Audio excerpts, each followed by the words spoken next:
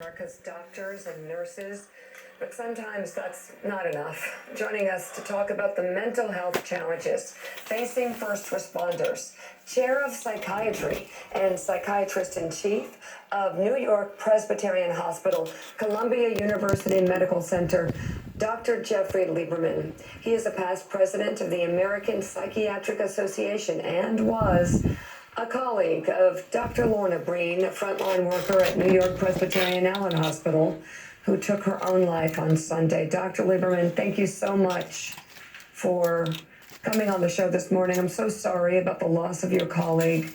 Does this story surprise you? Are there any warnings that we can take away from it as you were taking a look at the mental wear and tear, the challenges on the front lines? It shocked me, but I can't say it surprised me. When in mid-March, the epidemic began to really escalate, and by escalate, it went in mid-March, there were 100 patients with COVID in the New York Presbyterian Hospital system.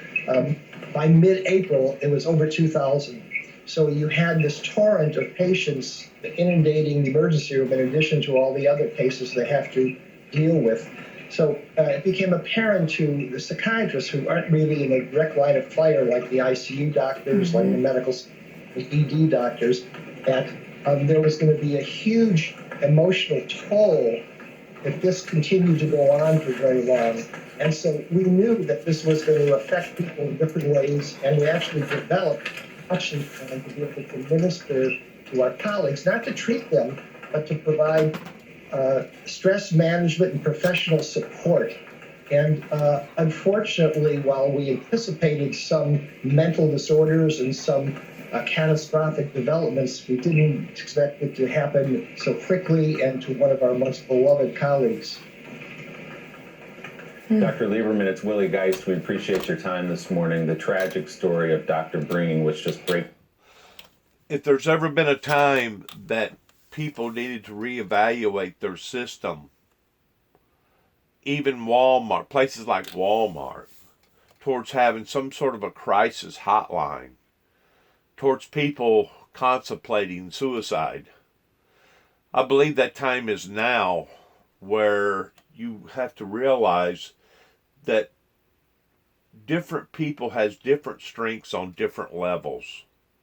And whenever I say strengths, I'm not just talking about somebody that can go out here and wrestle 450 pounds bench press. That's one type of strength. There's other types of strengths that a lot of people just don't acknowledge or even consider whenever it comes to somebody being mentally strong. And not everybody can withhold the same territory in their strengths, because some people are weak-minded. They're very, very weak-minded. They're scared. They're almost like a cat. They're scared of their shadow. They're scared of death. They're scared of catching a cold. That they have become a germ phobia overnight because of all this stuff that's going on. It's basically got PTSD. They have got some symptoms that they have never had to deal with. And because of it, if there's ever been a time that these large corporations needed to have some sort of a hotline, some sort of a crisis hotline, I believe it is today, to where people can just sit and vent and talk to other people. Have good communications with the people around you and under you. That way you can see these type of symptoms that are obviously going to be more apparent during the center of a crisis like this. Please listen to what the doctor has to say in depth pertaining to these type of situations. It's your heart, and her father has asked that we remember her as a hero, and we do, of course, for the work that she did. Shines a light on something we've been worried about. We all have friends, if we live in the New York area or you live anywhere where doctors are rushing into hospitals right now to treat patients, about the long-term impacts on the doctors and the nurses and the medical personnel, because in some ways it is like a war zone. They don't have time to stop and consider their feelings or what they're going through, but there is trauma for them as well. So how do you keep an eye on those doctors and nurses in the middle of this storm? How do you stop and say to each one, how are you doing? Are you okay? And traditionally, it's not done. I mean, you don't have emergencies or disasters that deal with that often, thank God. But we know from past experience, looking at the effects from the Great Depression, from the 9/11 disaster, from Hurricane Sandy, that after the natural or man-made or human-made disaster occurs, the aftermath, the consequences are psychiatric or psychological or emotional. And so given the magnitude of this pandemic and the fact that it is lasting so long, we know that the second wave of this, beyond when the contagion is wrestled to the ground, that the major sequelae, major consequences are going to be psychiatric in nature. And that's because it's not just the fear and the stress of social isolation and fear of getting infected, but it's going to be the economic and social dislocation, which is going to be with us for a long time to come. Mike Barnacle. Doctor, what we're going through now and what medical personnel are going through now in every certainly big city hospital in the country as well as rural hospitals is not exactly like a sudden gunshot wound on a Friday night in the emergency room. This is a wave of similar cases, the virus, a wave. How much of a factor in creating this assemblage of people who now have, I think, PTSD, how much of a factor is the fact that there was very little warning from the federal government during most of January and most of February about what was about to happen to the hospitals, to the nurses, to the doctors? That was a very large part, if not all of it. So this disease is something that infectious disease medicine has dealt with historically. There have been waves of infectious pathogens: Spanish flu, polio, Asian flu, Hong Kong flu, HIV, SARS, swine flu, MRSA, Ebola, Zika. What caught us unprepared was the rapidity and the magnitude which overwhelmed the system. You know, doctors are trained to withstand tremendous stress and to see terrible things and carnage. But when you see it in such massive doses, the number of people that were pouring into the emergency rooms that Dr. Green had to deal with increased by tenfold. And she was not just dealing with huge numbers of patients who were very sick, but she also was witnessing people die in the emergency room or even when they were getting out of the ambulance. And so it was like being in a field hospital during a war zone. And it's the scale of the epidemic as well as the unpreparedness. Think of it this way. It's like in Pearl Harbor, we were caught by surprise. Everybody was shocked and the country had to scramble to deal with it. Same thing with 9/11. That's what we're doing now.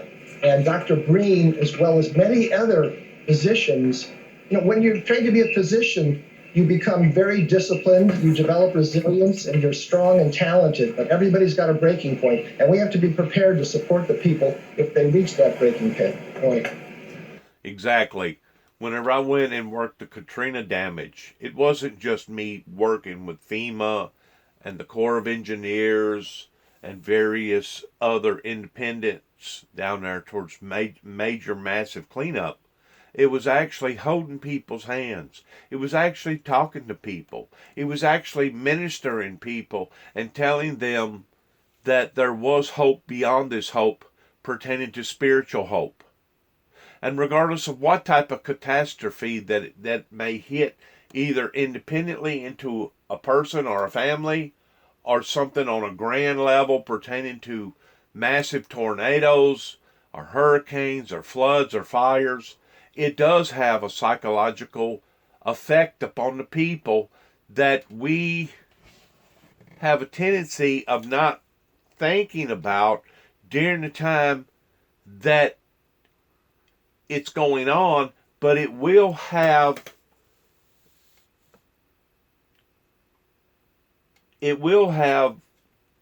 carnal damage that will follow in behind the actual damage, if that makes any sense. And unless people have involved themselves in some sort of tragedy like this, or tragedy has befallen up into their own personal lives, they really don't understand the psychological bearing in behind what they're talking about here. Just whenever my brother alone died, because it was such of a unexpected event towards him going to work that night, and as far as I knew, everything was all right with him because he didn't call me and let me know otherwise. And to wake up the next morning expecting for him to do the same routine and me walk in on his dead carcass, it was so shocking. With him being my younger brother at the age of 51, it overwhelmed me. And I didn't know that I had emotions that would react that way to the point of actually pushing me off into a state of depression.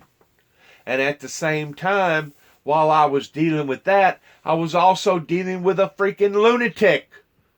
A madman that was riding around here screaming and hollering, saying the stuff that he was saying about me, agitating and aggravating the problem that much even worse. I had never, ever seen or been in an environment like this before. You know, whenever the bubble burst took place in 2008, leading into 2009, I dealt with some very, very serious situations out in Santa Fe, New Mexico, and down in Atlanta, Georgia, out towards Douglasville, and other places, to where you seen a grove of people that was hurting because they did not have the funds to be able to even know where their next check was going to be. I've dealt with some serious situations pertaining to tornadoes, and yes, even hurricane disasters such as Katrina. But I had never dealt with nothing on this personal of a level, to the point that I didn't have no one else to call upon. There was no other family member. All my family members had passed away. I didn't have no friends. I had a community that was against me. I had people that was rearing up wanting to get into a skirmish out here in the middle of the road. Some sort of a pissing contest. It was so awkward of what I was dealing with. Plus, I felt so abandoned by the law enforcement agency in this county, because David and I had reached out a numerous amount of times towards wanting help from the sheriff's department, and all they was doing was passing the buck. The sheriff's office was passing the buck to the judge was passing the buck back to the sheriff's office, and we wasn't getting nothing accomplished. I had never felt so degraded and demoralized in my entire freaking life, to the point of me myself being charged with a charge and being thrown into the jail cell over us having concern over some children's lives, and now they got me for stalking. The charge is for stalking. How do you get charged for stalking in front of your own house of the very people that's living across from you? Unless you've got surveillance equipment out there, unless you've got guns pointed at them, how do you get charged with stalking? That's the part that was just unfathomable in my mind.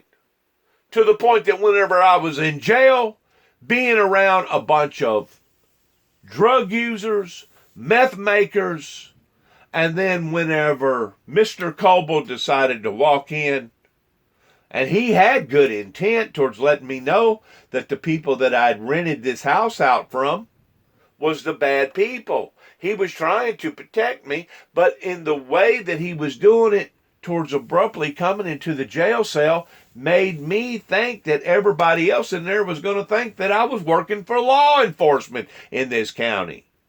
So now I felt like that my life was in danger again, which led me to attempted suicide in my own jail, because I felt like my world around me had totally collapsed. People have limitations. People can only take so much. Why the rest of these idiots around here was giggling, sniggering, and laughing, being entertained by this uproar that was going on either at 291 Thompson Road or at 430 Beech Grove Road. We was suffering. Psychologically, emotionally, physically, we was suffering. And now that blanket of burden fell directly up onto me. I didn't have an uncle. I didn't have a cousin. I didn't have a son. And if it was not for my cousin way out west, Julie, if it wasn't for her, she was my lifeline. She was my lifeline that helped me to be able to realistically look at what was going on and why it was going on. And she had the ability to say, Dennis, none of this is your fault. None of this is your fault. You did not ask for this. All you done was move back to your grandpappy's place because you was wanting to settle back into the community. It wasn't your fault about your brother's death. It wasn't your fault that the community reared up the way that they did because of you coming back to this area. None of this was your fault. And if it wasn't for her, she helped to keep my sanity. She helped to keep things in focus to the point that I just didn't just totally lose it. Like the doctor says, there's certain things that people are adjusted to that they think that they can endure, but there's also certain things that if you get caught unaware, it can actually destroy your life.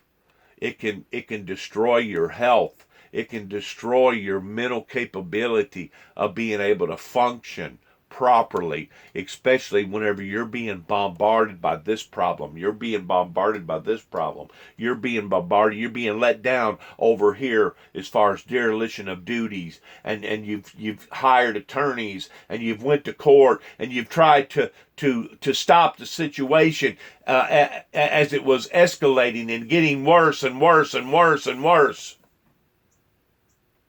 So what the doctor here is talking about is true.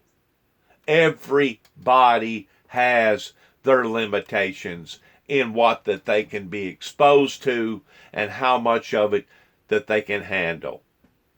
Because everybody has their breaking point, especially in the middle of a crisis.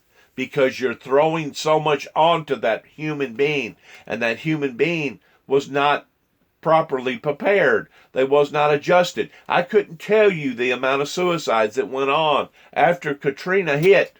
That was on a day-to-day level, everyday level, probably for about 6 months before it finally eased off.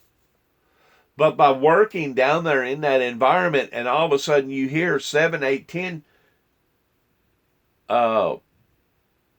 discharge guns go off, and then within a day or two, here comes an ambulance, or within an hour or two, here comes an ambulance. You don't have to be told what just happened. Either somebody just shot somebody or somebody just shot themselves. And most of the time, it was the latter.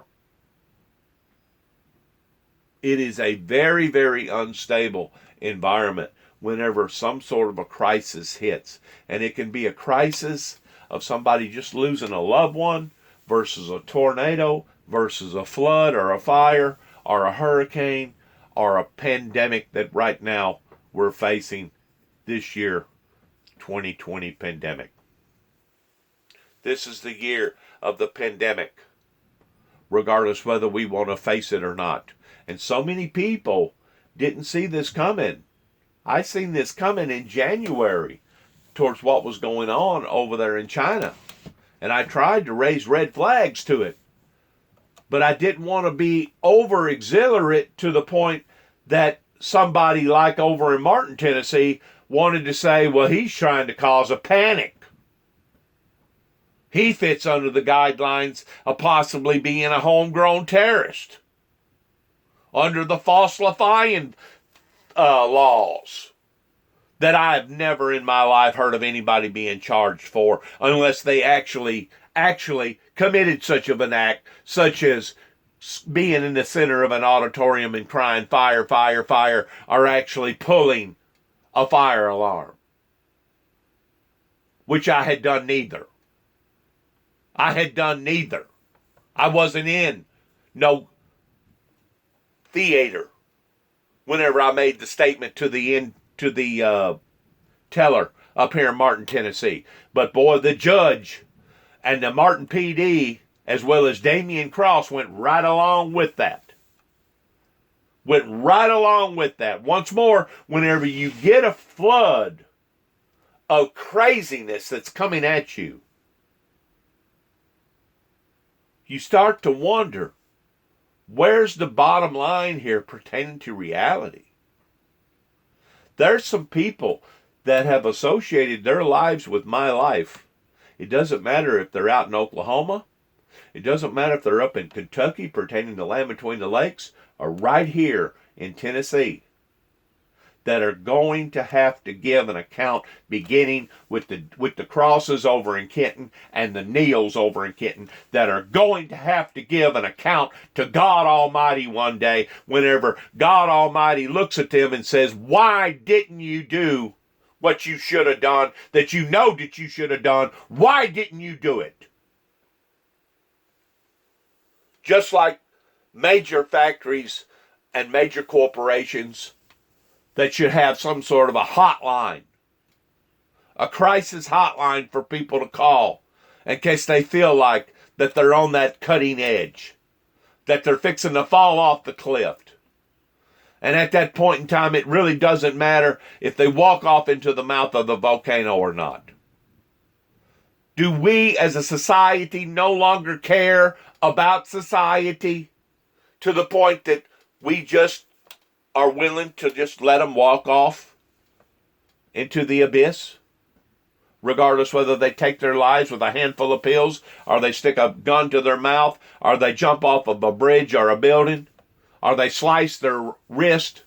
Are we as a society so cold and callous that we can't identify these type of problems that occur in people's lives? We're talking about some of the strongest people in the world. You would never, ever think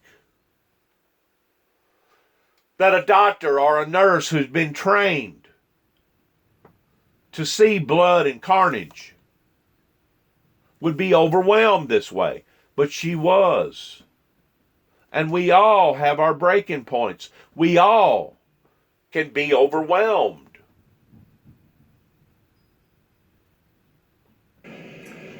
Chair of Psychiatry and Psychiatrist-in-Chief at New York Presbyterian Hospital, Columbia University Medical Center, Dr. Jeffrey Lieber.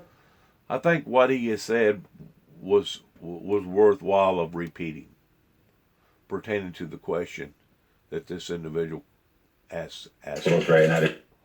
Let's go to this part right. With that often, thank God. But we know from past experience, looking at the effects from the Great Depression, from the 9/11 disaster, from Hurricane Sandy, that after the natural or man-made or human-made disaster occurs, the aftermath, the consequences are psychiatric or psychological or emotional. And so given the magnitude of this pandemic and the fact that it is lasting so long, we know that the second wave of this, beyond when the contagion is wrestled to the ground, that the major sequelae, major consequences are going to be psychiatric in nature. And that's because it's not just the fear and the stress of social isolation and fear of getting infected, but it's going to be the economic and social dislocation, which is going to be with us for a long time to come. Mike Barnacle. Doctor, what we're going through now and what medical personnel are going through now in every certainly big city hospital in the country, as well as rural hospitals, is not exactly like a sudden gunshot wound on a Friday night in the emergency room. This is a wave of similar cases, the virus, a wave. How much of a factor in creating this assemblage of people who now have, I think, PTSD? How much of a factor is the fact that there was very little warning from the federal government during most of January and most of February about what was about to happen to the hospitals, to the nurses, to the doctors?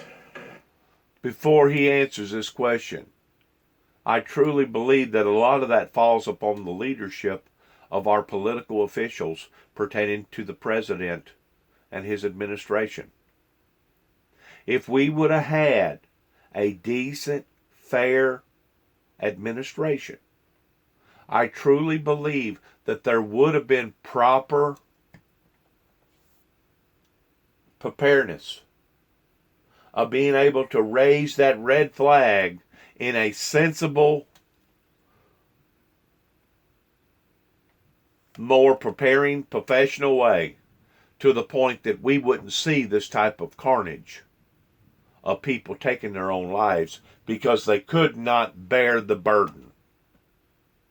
Because they could not bear the burden. That's the main reason why that the book of Revelations is written, so that we can properly prepare ourselves as God is explaining to us to be faithful unto death. Be faithful unto death. He who shall overcometh will not be hurt of the second death. That book in and of itself has helped to pull me through some hard times as I'm looking and accepting reality in the fact that reality needs to be accepted in. And it's not that nobody is trying to shove the Bible down nobody's face, but the fact of the matter is, from the time we are born, it's evident that we are going to die. I don't care if you're rich, poor, smart, uneducated, black, white, what side of the continent that you're on, it's evident that once we come into this world, we are going to die. Right now, my niece, my cousin, out in California, is dealing with her ex-husband that has got stage 4 cancer that is on the brink of dying. He's got a son at the age of 19, Louis, that lives with him. I explained to her as she was driving up to the mountain yesterday, in conjunction to preparing for his death, because he's almost reached that level now that they've almost fixing to have to call in hospice. I explained to her to explain to Louis that continue to keep hammering it home to him that this is all part of life. Death is part of life. We're all going to have to experience the same thing one day. And that's how you try to properly prepare a 19-year-old who has been self-induced with his father's grief of having stage 4 cancer, that now it is on its latter end to the point that he himself is fixing to check out. There's not an easy, simple, there's not a template or an owner's manual to go by. It's on a case-by-case basis. No one explained to me what I was going to have to emotionally feel whenever I went down into a hospital at the age of 14, making a drastic decision of having to pull the plug on my older brother, knowing that I was probably part of his death because it was I the one who had won the 54H chickens. It was him that had been selected by the family members of coming and picking me up so that I could go and pick the chickens up that I had won from the 4-H. I had no idea that he was going to get captured in some sort of a catastrophe to the point that now he's laying in the hospital. But I had guilt issues because I felt like that his situation that he was dealing with had something to do with me, because he was in the process of going and getting his automobile to come and get me so that I could go and get what I had won at the age of 14. So these was emotions that I had to deal with forcefully as a young child. And that's the reason why I say whenever I walked into that hospital, I was a kid. I was a child. But whenever I walked out, I had to face the responsibilities of being an adult at the age of 14.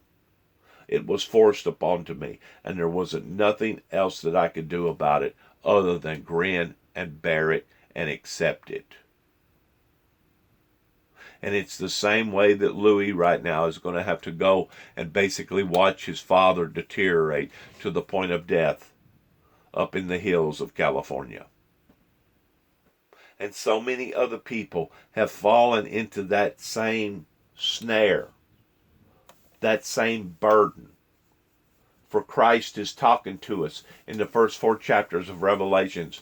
For I will not put up unto thee none other burden. Hold fast till I come. Because people are weak. People do have emotions. Emotions are real.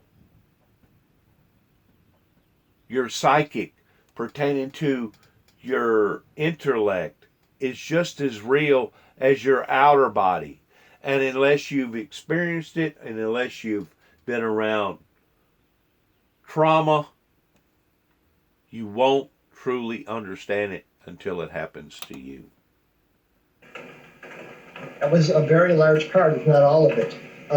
So this disease is something that infectious disease medicine has dealt with historically. There have been waves of infectious pathogens: Spanish flu, polio, Asian flu, Hong Kong flu, HIV, SARS, swine flu, MRSA, Ebola, Zika. What caught us unprepared was the rapidity and the magnitude which overwhelmed the system.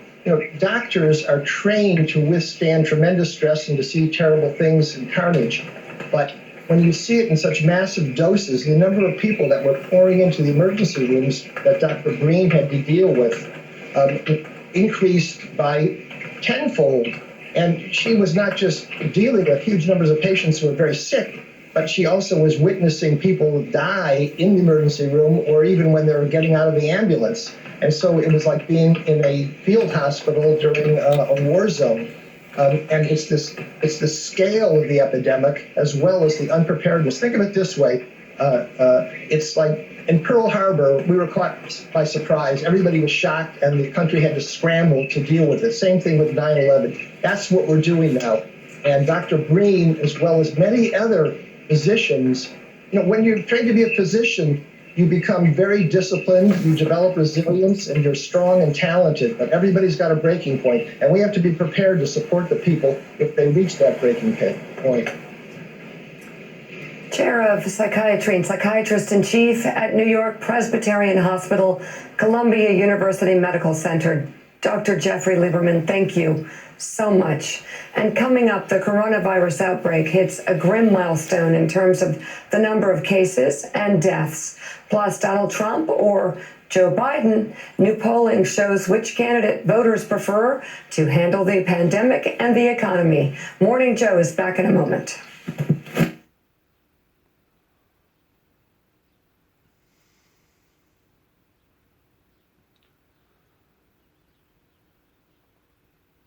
This will be remembered by the world as the pandemic year.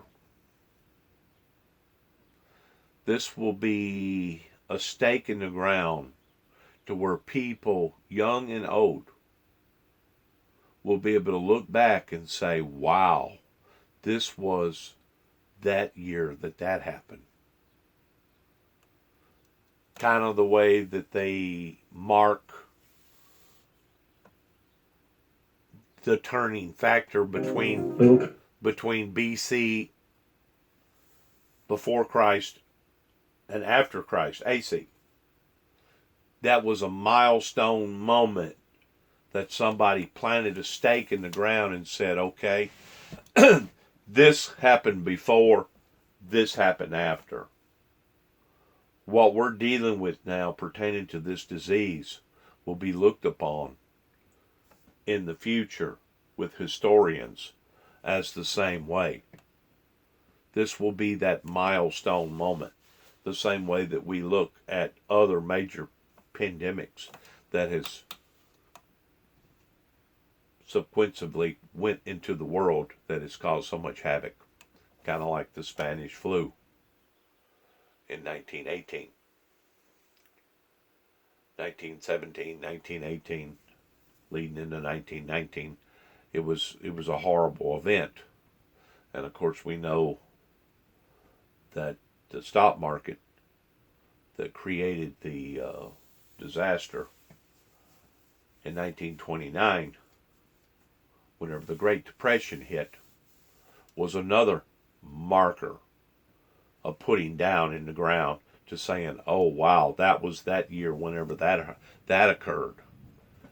Whenever you have something that is this big and this horrendous, it will always be looked upon by the historians as a marker point. And that's what 9/11 was.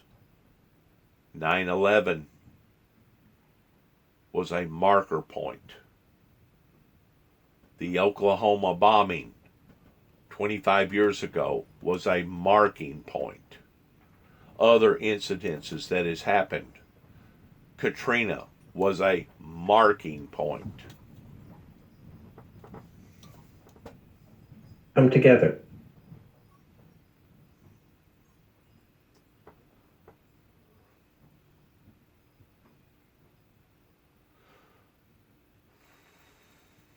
That goes away in April with the heat, as the heat comes in.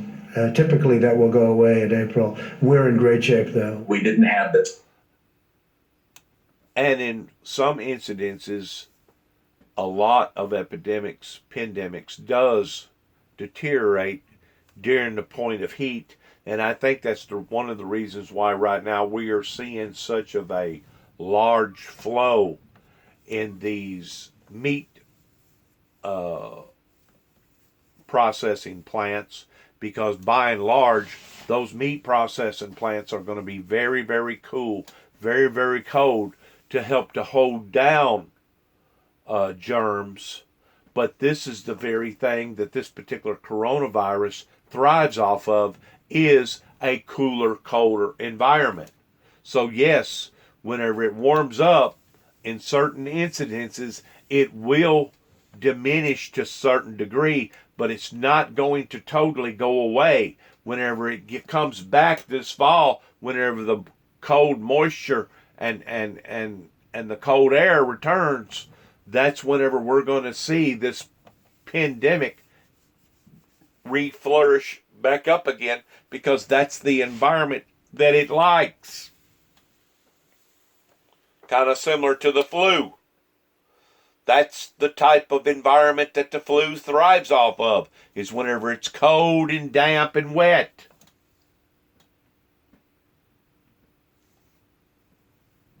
Testing as fast as we could have or should have. Anybody that needs a test gets a test. They're there. They have the tests. And the tests are beautiful. The key in leadership is recognizing you're not the smartest guy in the room. The metrics right here. That's my metrics. That's all I can do. I can listen to 35 people.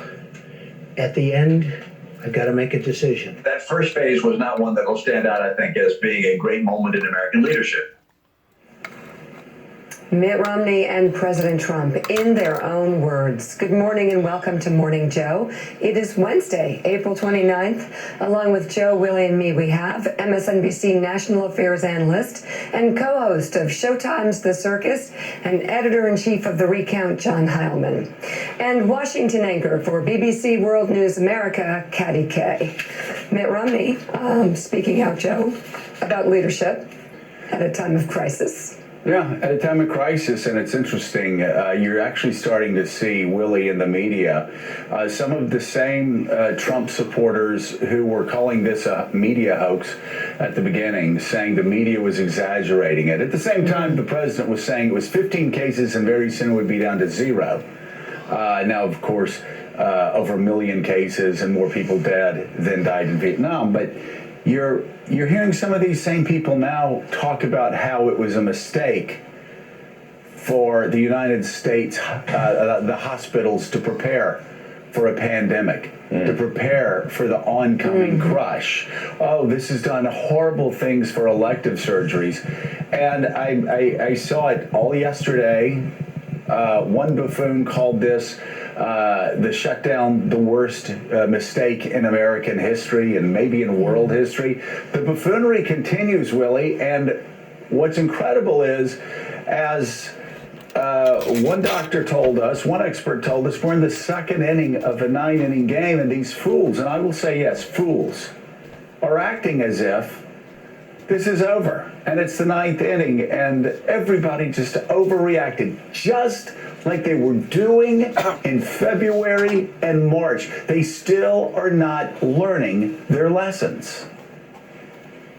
And they're not acknowledging the fact that the reason the numbers aren't as high as they could have been, the reason that the hospitals have not been swamped as they could have been, is because of action that was taken, because of stay-at-home orders, because of social distancing. And that's not taking my word for it. That's taking Dr. Anthony Fauci's word for it. That's taking Dr. Deborah Birx's word for it. That's the White House task force telling us that. So that's an ignorant take, but I know I've seen it out there too. Even as the U.S., as you pointed out, crossed the 1 million mark for confirmed cases of coronavirus yesterday, and the death toll from the virus now has surpassed that of the 20-year Vietnam War. 58,220 Americans were killed during the roughly 20-year war, while nearly 59,000 Americans have died from COVID-19 in just under 2 months. In terms of confirmed cases, there now are more than 1,018,000 reported across the country. That represents about a third of all the cases in the world. The president was asked about that at an event at the White House yesterday. Back in late February, you predicted that the number of cases would go down to 0.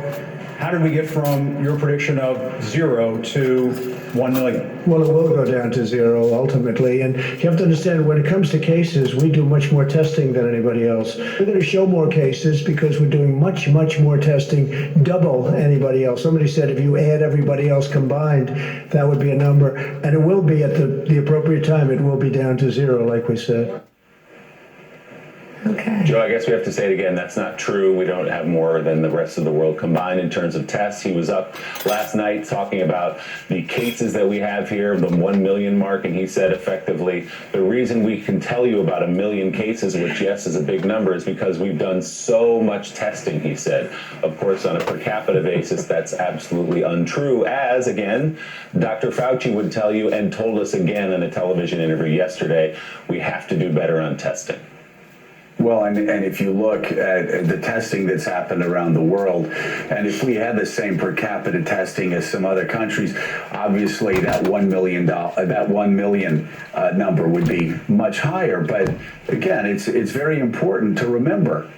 The president said yesterday, oh, yes, it'll be down to 0. What the president said in February, on February 22nd, was we have just one person coming in from China. It's all taken care of, nothing to worry about. What the president said throughout February, what he even said in late February was, oh, it's just 11 cases, soon it'll be down to 0. It's 15 cases, soon it'll be down to 0. In March, he was telling African-American leaders that it was going to magically go away. This is just going to magically go away. And again, John Heilman, what is so staggering to me is that some of the same propagandists for Donald Trump who were echoing his lies, saying that this was just a media-generated hoax, are the same people now who are saying, wait a second, this was the worst thing that ever happened. Why don't you rush back out? Why don't you go back to work? Why don't you go back to restaurants? Why don't you open your businesses right now? And of course, the hypocrisy of it all is, they're saying this from within the confines of their safe studios, their safe talk radio studios, their mother's basements where they're blogging these things. And once again, doing things that I think in the future will be seen as putting Americans' lives at risk. You can be for reopening the economy in stages, as I am, as Mika is, as I'm sure a lot of people are, without being this reckless. But they're repeating the same mistakes over and over again. And once again, they're not using the word hoax. but they're getting there pretty quickly. Especially, I saw it all over yesterday in Trump media, this idea that somehow the hospitals made a terrible mistake preparing for a pandemic, when in fact the only reason they weren't completely slammed is because of extraordinarily difficult decisions made by all Americans about social distancing. Right. I mean, look, just let's remember, I can't believe we actually have to talk about this. Just remember what it was like in that period of mid to late March, throughout the month of March, when governors in New York, governors in California and other states were looking at statistical projections by their departments of health that, well, in the worst case, were calamitous for their health systems and for their hospital systems. They were unclear. No one had ever done a thing like large-scale social distancing and large-scale stay-at-home orders. No one had any idea if people would follow the rules. No one knew what the effect of those rules, of those orders would be. And so governors did what we would beg them to do, what we would pray for them to do, which is to prepare for the worst, hope for the best, prepare for the worst. This is like wives, like conventional wisdom. That's what you're supposed to do. These governors had no idea, as I said, whether those rules would work or not. They implemented the rules and they prepared for the worst. And as it turned out, miraculously, and to a great credit to the American people who followed those rules to try to stave off calamity, we ended up without an abject calamity. Although I will say 60,000 deaths and 1 million infections is pretty bad. The number of deaths of the totality of the Vietnam War in the span of 3 months is pretty bad. So it's not like we've avoided calamity here, but we avoided the worst. But thank God that Governor Newsom, Governor Cuomo, and the other governors around the country decided to do what we would, again, Republican or Democrat, what you would want if someone in your family was sick, if one of your friends was sick. What would you want the governor in your state to do? To prepare for the best, to not have the hospitals ready for the potential of overflow? Right. It's mind-boggling how idiotic these comments are, and not just hypocritical, but to the real point, they are cavalier and dangerous. And I think for a lot of people who have lost people in this tragedy, they are a slap in the face to hear these things from some of these idiots in the media. And again, dangerous, because we still have big choices to make going forward about how we're going to reopen as we try to do the gradual reopening, about the prospect that in the fall this coronavirus could come back, potentially with the flu. The head of the CDC, the head, Anthony Fauci, everybody on Donald Trump's task force thinks that the virus will be back in the fall if people in America listen to these revisionist histories of what's happened here. We are not going to be prepared for what could be a worse version of this pandemic a few months from now. Right, and that is the gospel, regardless whether you like it or not. But some of the media are paying attention to the numbers game whenever it comes to the testing that is now becoming available, towards making it look like that it's gotten worse. And reality, because it is warming up, we're actually coming out of the worst part right now, even though the numbers are contrary to that. But the fact is, it's still real. It's still producing deaths. It's still out there that can attack not only people with pre-existing health problems, elderly people, but young people too as well. And that's the part that the professionals and the doctors and the scientists need to keep harking to the general public about, is that we are far from being out of the woods. That's the reason why the state of Tennessee is opening up in phases. Phase 1, Phase 2, Phase 3, Phase 4. In other words, restaurants by and large has opened up in Tennessee, but only to a certain degree are they being productive. Most of these restaurants that have food bars or salad bars, they're not allowed to have that right now. You can go into that same restaurant that ordinarily had an open food bar or a open salad bar, and you can no longer do that right now. Why?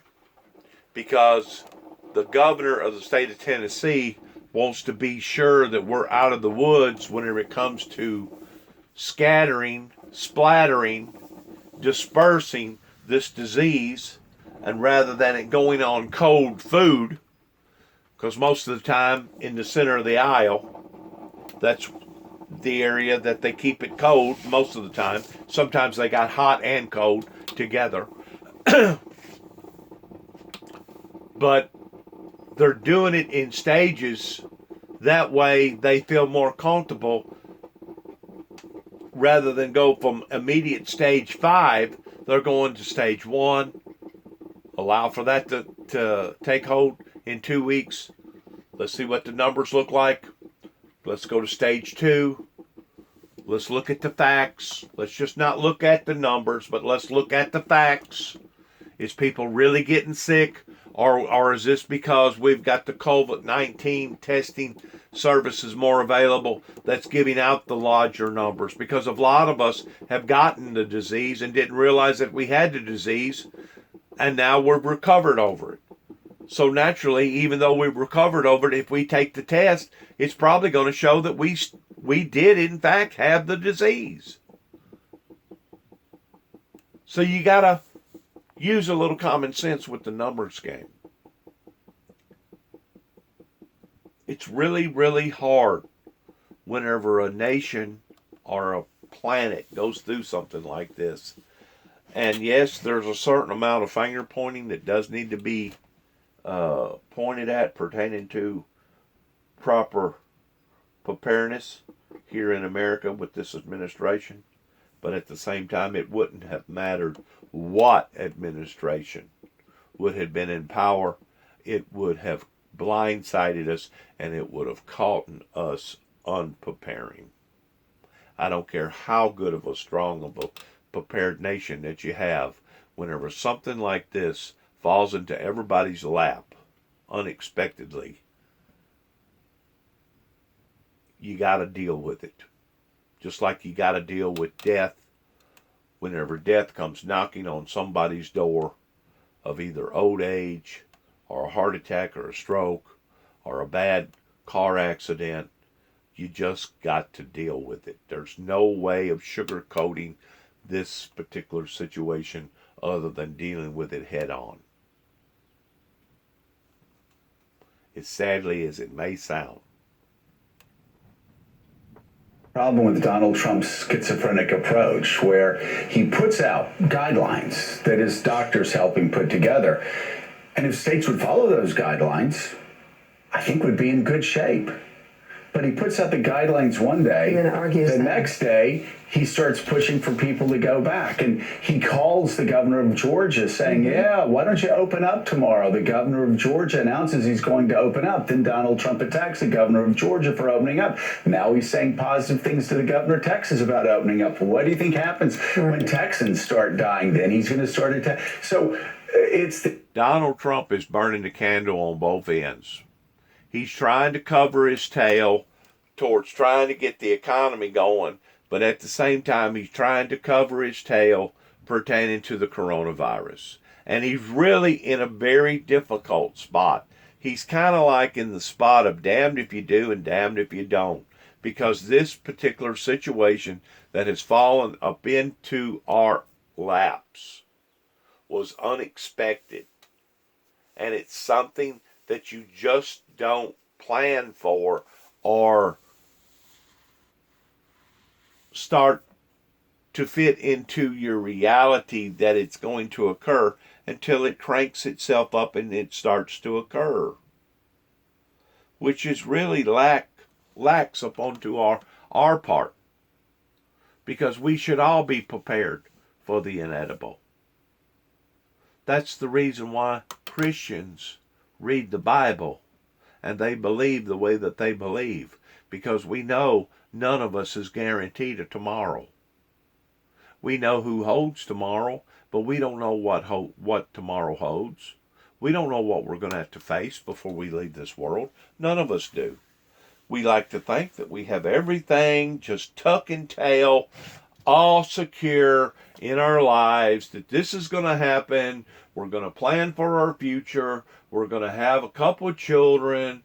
We're going to put them in college. We're going to make sure that their dental is taken care of. We're going to make sure that's taken care of. And ultimately, we're going to have grandkids, and they're going to come and visit us while we help to take care of the grandkids, while our children is still moving ahead towards making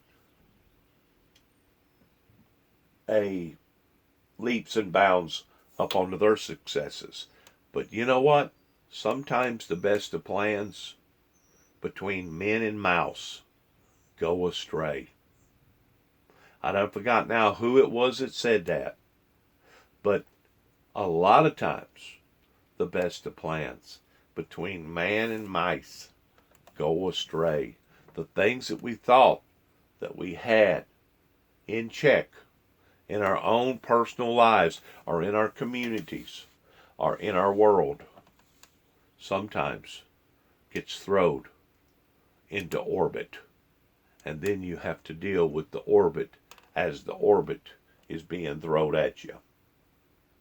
Now that is real life. That's not a sugar-coated philosophy. That's the real philosophy in life, because the things that we have today may not be there tomorrow. That's how unstable that our lives can become while we're growing and evolving and existing. Please, if there's ever been a time that people needed to accept Christ into their lives, and they needed to get sin out of their lives, and they needed to anchor onto something that they know is in fact secure, that it's going to be the same today, tomorrow, and forevermore. It is in God, and it is in the teachings of God's Son, Jesus Christ. Please, if there's ever been a time that people needed to back up and go back and do thy first works again, just as the first 4 chapters of Revelations pronounces and announces to society, it is in that era that we are now all living in. Because these things can catch all of us unaware, unprepared.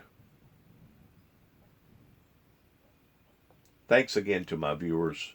This will be the end of this particular show this morning, coming from the Windmill Ministries here at 291 Thompson Road. We pray for our enemies. We pray for those who have despitefully used us. We pray for their souls, that they will eventually turn from their wicked and sinful ways, and that they will make restitution to their sinful nature, and that they will turn to God before it is too late.